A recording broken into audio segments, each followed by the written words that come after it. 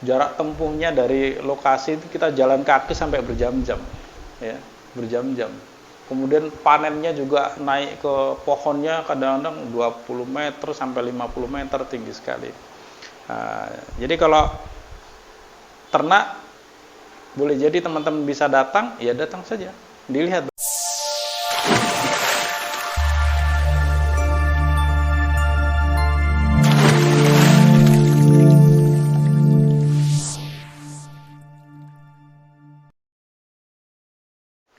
Assalamualaikum warahmatullahi wabarakatuh. Apa kabar teman-teman semua? Sehat? Kita minum madu dulu yuk. Bismillahirrahmanirrahim.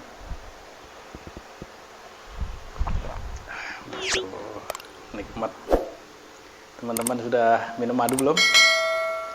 Kalau belum, minum madu. Ini saya sudah 2 kali hari ini minum madu. Gara-garanya kemarin saya makan goreng, agak sakit tenggorokan.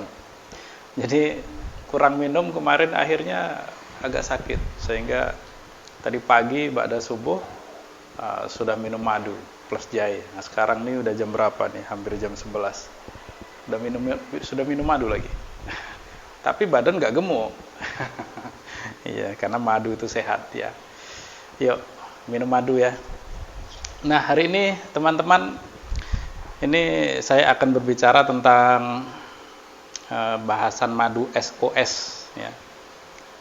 Saya seringkali dapat pertanyaan. Yang terakhir kemarin jauh, pertanyaannya dari Jogja ya, dari Jogja chatting langsung dengan saya, nanya, "Pak, gimana itu madu SOS? Madu yang sintetik, oplosan, sirupan." Jadi SOS itu maksudnya madu sintetik, oplosan, sirupan. Nah, jadi kita hari ini akan banyak bicara tentang itulah ya. Gak banyak sih, sedikit saja. Kalau terlalu banyak nanti terlalu kemana-mana. Jadi jangan skip, ini informasinya penting, sangat penting. Kenapa? Kita harus hati-hati dengan madu SOS ini. Sirupan, oplosan, sintetik, bolak-balik terserah lah ya.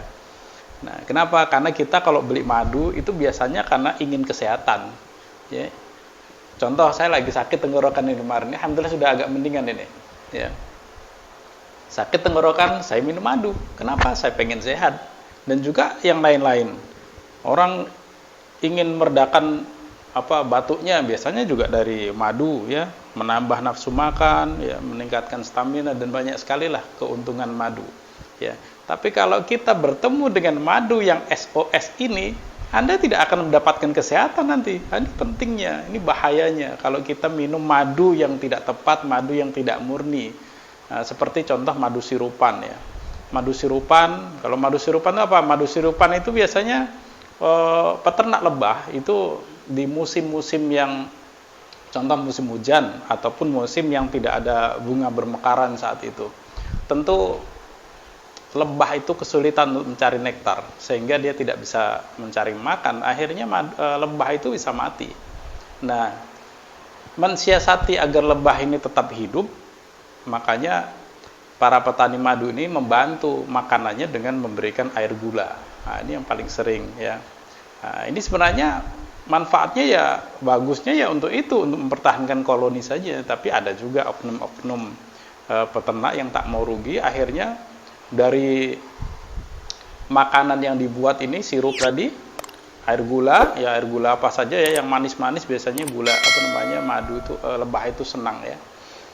Itu nanti juga jadi madu ya, jadi madu. Kenapa? Karena dia dimakan oleh lebah, dimasukkan ke dalam perutnya, diolah, ada enzim diastase madu dalam perut itu, maka nanti jadi madu juga, jadi madu. Nah, ini namanya madu sirupan ya. Kenapa? Karena makanannya bukan asli dari nektar bunga ya, tidak dari nektar bunga. Yang asli, yang murni itu kan jelas dari nektar bunga ya, dari nektar bunga. Dia keliling cari nektar bunga, ada bunga yang sedang bermekaran, dan ada nektarnya. Nektar itu air gula yang ada di bunga itu ya, kemudian diambil oleh lebah. Nah, ini namanya madu sirupan namanya ya, karena sulit untuk mencari nektar, akhirnya disubsidi dengan gula. Ya terkadang tidak selalu, kadang-kadang hanya sore saja disubsidi dengan gula, kemudian paginya ada nektar ya, ambil nektar, kemudian nanti sore ada juga subsidi. Nanti kita bisa lihat mana madu sirupan dan mana yang murni. Nanti kita lihat ya. Saya sudah banyak nih melakukan tes laboratorium nih. Banyak sekali saya lakukan tes laboratorium. Jadi saya serius kalau untuk masalah madu ini, berhati-hati ya. Ya. Dan biasanya yang seperti ini madu ternak ya. Kalau madu hutan tidak mungkin lebah itu diberikan makanan, tidak. Jadi madu hutan, kalau masalah madu sirupan ini jarang terjadi di madu hutan ya. Biasanya bukan jarang lagi, memang rasanya saya selama ini tes laboratorium madu hutan tidak pernah ketemu dengan madu sirupan dari madu hutan, tidak pernah ketemu ya. Entah kalau yang lain-lain. Nah, ini yang pertama madu sirupan. Kalau madu oplosan jelas, oplosan itu ya ada madunya, masih ada madunya, entah 50% 50% atau madunya 40%, 60%-nya ditambah yang lain-lain, ini namanya oplosan ya. Ya ini masih mending daripada gula ya, daripada gula pasir ya. Ya. Dan kalori gula itu mudah diserap tubuh, langsung digunakan. Beda dengan madu ya. Kalau madu itu kita minum, dia tidak langsung diserap tubuh tapi diproses, karena fruktosa itu tidak bisa langsung digunakan ya, tapi diproses dulu sehingga bisa dipakai untuk energi. Nah, ini bedanya antara madu dan gula. Maka kalau Anda banyak minum gula atau Anda minum madu sirupan tadi, bahayanya apa? Bisa diabetes, bisa kena kencing manis, dan juga bisa jadi penyakit-penyakit yang lain. Jadi ini berbahaya sekali ya kan. Nah, untuk itu ya perlu kita mencari madu yang baik. Kemudian madu yang sintetis ya. Sintetis ini lebih berbahaya lagi, sintetis. Karena sintetis ini bukan madu ya. 100% bukan madu sintetis ya. Bahkan di Cina saja itu ada yang bisa membuat madu sintetis dan persis sekali ya. Rasanya madu ya, kemudian di aromanya juga madu. Bahkan kalau di tes lab boleh jadi ya, karena saya belum ketemu nih, boleh jadi madu yang dari Cina ini justru tes labnya justru bagus ya, mengalahkan yang peternak madu, bahkan boleh jadi mengalahkan yang madu hutan. Nah ini, jadi bahkan coba teman-teman silakan lihat di online aja lah, di internet, misalnya contoh di website alibaba.com misalnya ya. Nah, nanti teman-teman bisa temukan di sana berapa harga madu sintetis. Bayangkan ada madu ya, harganya itu murah sekali ya. Berapa? Hanya $1 per kilo, bayangkan itu. Harga madu palsu ya, dipasarkan, tes laboratoriumnya bagus, bayangkan ini, dengan harga hanya $1. Berapa harga dolar hari ini? Saat saya membuat konten ini, harga dolar itu hanya 14.400 ya, 14.400. Berarti harga madu di Cina ya, itu dijual di Indonesia dengan harga 14.400 1 kilo. Nah, bayangkan itu. Ini madu sintetis, dan boleh jadi sudah beredar di Indonesia yang kita juga nggak tahu yang mana produsennya ya, kita nggak tahu. Nah, ini sangat bahaya kalau kita minum madu-madu seperti SOS ini ya, sirupan. Kenapa? Kalau sirupan dia makannya makan gula, makan sirup, otomatis kalorinya tinggi. Kalau kita minum madu yang seperti ini, kalorinya tinggi, Anda bisa kegemukan ya. Gemuk, kenapa? Kalorinya tinggi. Jadi kalau Anda ingin diet, tentu harus mengurangi ya. Apalagi sudah ada penyakit diabetes ya, harus dikurangi. Nah ini, dikurangi gulanya, dikurangi madu-madu yang seperti itu. Cari madu-madu yang bagus ya. Jadi bagaimana kita tips-tipsnya agar mendapatkan madu yang murni, bukan madu yang SOS ini ya. Yang pertama, ini pengalaman saya, tes organoleptik ya. Tes organoleptik ini maksudnya dicium baunya ya, aromanya, kemudian rasanya ya seperti apa. Tapi memang tes organoleptik ini tentu bagi teman-teman yang sudah biasa ya, sudah biasa dengan madu yang baik, yang bagus, yang murni ya. tentu bagi yang belum terbiasa ini mungkin agak kesulitan. Maka sering-sering beli madu yang bagus-bagus, lama-lama nanti lidah kita terbiasa. Oh, ini rasanya memang rasa madu yang murni, yang bagus. Kalau misalnya madu randu misalnya, madu ternak dari randu, tentu rasanya khas ya dengan madu randu. Madu rambutan, madu apalagi madu yang nektar jagung, rasanya pasti berbeda-beda.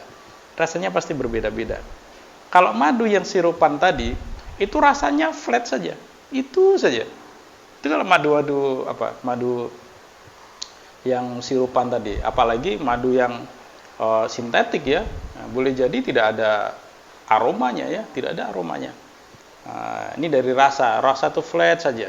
Bahkan seperti rasa gula pasir, ya seperti itu ya. Kalau dihirup, aromanya itu pasti ada aroma yang khas ya. Kalau madu-madu yang murni, yang bagus ya, madu hutan. Biasanya madu hutan itu pun berbeda-beda, karena contoh madu hutan dari mana-mana ya. Kalau madu hutan biasanya tidak disebutkan nektarnya apa. Misalnya madu hutan Kalimantan. Kalau ini madu hutan Riau, ada madu hutan Sumatera Barat, ada madu hutan Jambi, itu rasanya selalu berbeda-beda. Jadi kalau nanti teman-teman bertemu dengan yang menjual madu, contoh ini ada madu Al-Khair misalnya ya, itu kita tidak bisa memastikan hari ini dan bulan depan itu rasanya sama, tidak bisa pastikan ya. Untuk madu hutan ya, karena memang madu hutan ini tempatnya berubah-ubah. Nanti bulan ini di sini, bulan depan panennya di mana lagi, bulan depan. Jadi rasanya pasti tidak flat, tidak akan sama. Warnanya pun tidak akan sama, tidak akan seperti ini. Nanti kadang ada warnanya agak teh, ada gelap, ya, ada yang lebih cerah, kuning dan sebagainya. Nah, ini satu ya, tes organoleptik ya. Untuk memastikan bahwa madu yang kita minum ini madu yang bagus ya, dihirup ya, ada aroma bunganya. Yang kedua, tes laboratorium. Nah, ini memang perlu duit sedikit nih, tapi saya sendiri sering melakukan tes laboratorium. Dapat sampel, saya tes laboratorium berulang-ulang. Ini saya sendiri di tahun ini udah berulang-ulang kali ini tes laboratorium, banyak sekali. Ini berapa nih? Ini yang saya bawakan ini ada berapa, 5 lembar tes laboratorium. Kalau saya biasanya tes laboratorium di provinsi ya. Kalau di Pekanbaru, di Riau ada di Dinas Perindustrian Perdagangan, UPT Pengujian dan Sertifikasi Mutu Barang. Ya. Biasanya madu sirupan itu ketahuannya dari mana? Dari tes lab. Nah, ini saya bawakan salah satu sampel yang pernah saya tes ya. Ini madu ternak ya. Madu budidaya akasia carpa. Nah, ini saya ambil juga di daerah Riau saja sih. Saya tidak sebutkan tempatnya ya. Nah, karena ini masing-masing sama-sama madu akasia carpa ya.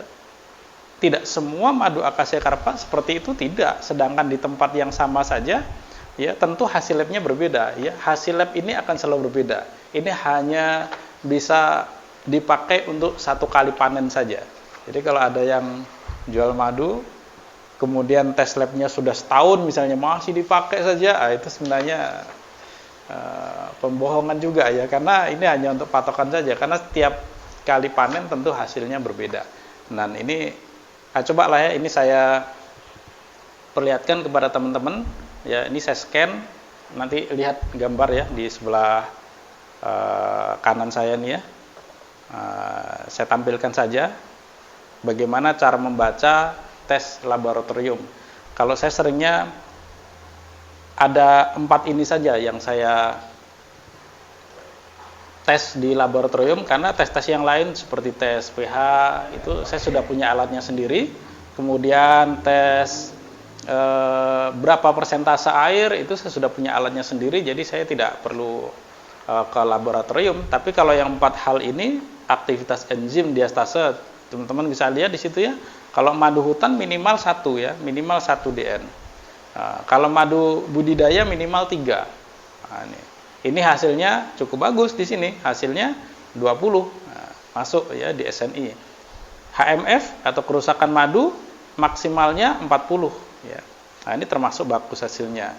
Gula produksi ya itu minimal kalau madu hutan itu 65 ya. Madu budidaya sama ya 65 ya. Ternyata ini hasilnya kurang ya 56, jadi kualitasnya kurang bagus yang di sini. Kemudian sukrosa. Nah, teman-teman akan tahu ya mana madu sirupan itu, salah satunya dilihat dari yang poin keempat ini ya, sukrosa. Ya, lihat sukrosanya. Ya. Sukrosa itu kalau madu yang murni itu rata-rata sekitar 2%, 3% ya. Saya lihat dari madu-madu hutan itu rata-rata, kalau madu hutan di Jambi dan ini ada yang 2,69. Nah, ini padahal maksimalnya 5, berarti masuk. Ini saya pernah tes lab hasilnya 2,69. Kemudian ada juga yang 4, ada juga yang berapa? Rata-rata kurang dari 5%. Ya, rata-rata kurang dari 5%. Tapi kita lihat yang di sini itu sampai 14. Bahkan saya pernah tes lab ada yang 30, bahkan lebih 30. Nah, itu mengindikasikan ya, kalau di tes lab sukrosanya ternyata tinggi di atas 5%, terindikasi boleh jadi ini madu sirupan ya, disubsidi. Kalau dia tak pernah ngambil dari nektar, tentu tinggi lagi.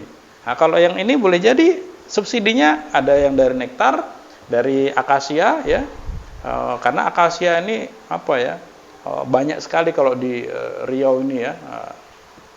Tapi ini nembaknya sepertinya pas musim hujan boleh jadi, karena kalau musim hujan nektar tak bisa diambil kan, boleh jadi subsidi ya, disubsidi dengan gula, Mungkin nggak banyak karena di sini hasilnya 14.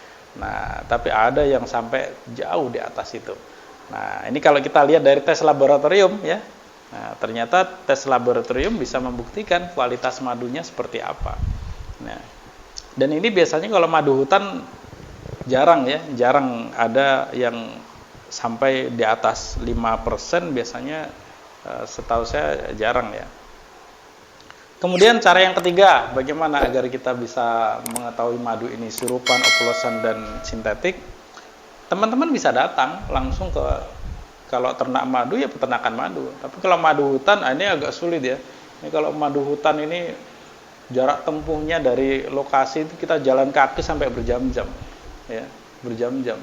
Kemudian panennya juga naik ke pohonnya kadang-kadang 20 meter sampai 50 meter tinggi sekali. Nah, jadi kalau ternak boleh jadi teman-teman bisa datang, ya datang saja, dilihat bagaimana prosesnya di sana. Ya.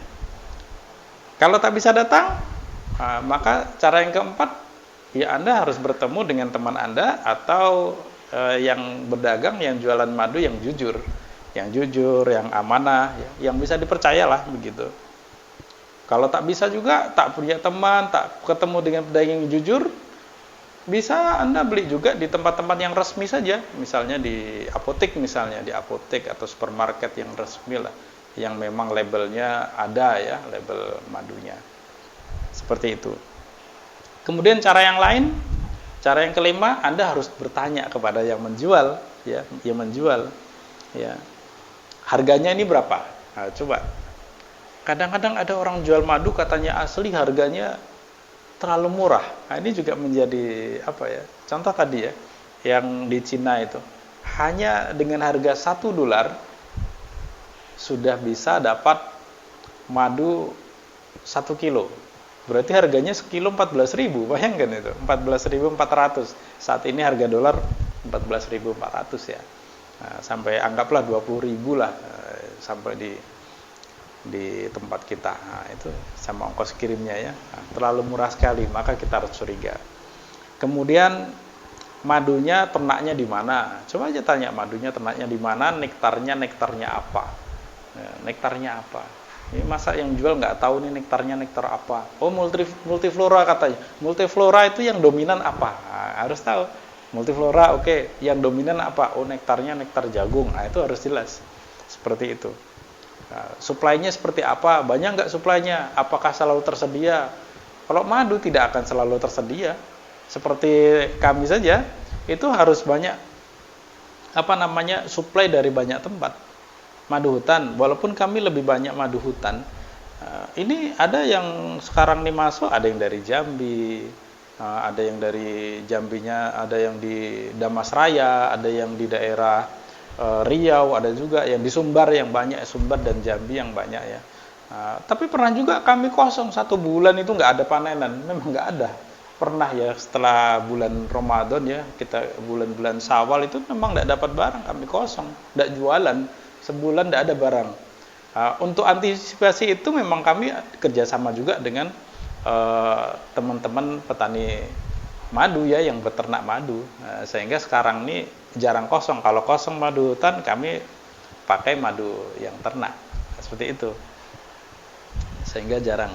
Sehingga itulah beberapa kiat-kiat ya pada teman-teman agar terhindar dari madu yang palsu ya, seperti madu sirupan, oplosan, apalagi sintetis ya. Kalau sintetis sudah jelas palsunya ya, tapi kalau oplosan minimal ada separuh-separuh ya, masih mending daripada minum gula ya, gula pasir ya. Madu sirupan ya masih mending ya, masih mending kita minum madu sirupan daripada minum gula ya, karena masih ada proses gitu ya. Nah, tapi ingat, sama saja madu yang sirupan ini juga tinggi ya, tinggi kalorinya, Anda bisa menjadi kegemukan ya, karena over kalori. Sama dengan minum gula, maka dikurangi gulanya ya. Kemudian penyakit-penyakit yang lain juga bisa datang ya, seperti diabetes, kencing manis, jantung, dan yang lain-lain. Maka pastikan yang kita minum itu madu yang baik, madu yang asli ya. Jangan sampai nanti kita beli madu ingin sehat, rupanya nggak jadi sehat. Nah, karena madu ini sudah jelas ya di hadisnya ya, ada 2 pengobatan, yaitu dengan madu dan Al-Quran. Maka berobatlah dengan madu ya. Dengan madu fisik kita sehat, dengan Al-Quran, baca Quran, maka ruh kita juga sehat. Mudah-mudahan kita semua selalu sehat dunia akhirat, mulia dunia, mulia akhirat. Minum madu yang sering-sering ya, mudah-mudahan kita sehat. Mungkin ini saja cerita-cerita kita pada hari ini. Saya sudah lama nih karena kesibukan tidak membuat konten ya. Sudah 1 bulan.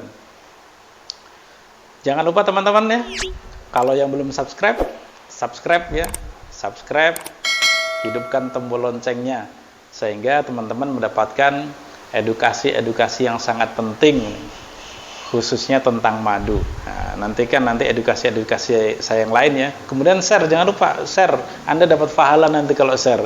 Kenapa? Karena Anda berbagi ilmu kepada yang lain. Kita kasihan ya, lihat saudara-saudara kita yang ternyata dia meminum madu yang tidak baik. Nah, itu kasihan juga nanti ya, sehingga tidak sehat. Kalau kita sehat, ibadah kita menjadi kuat. Itu saja teman-teman, terima kasih, semoga bermanfaat. Assalamualaikum warahmatullahi wabarakatuh.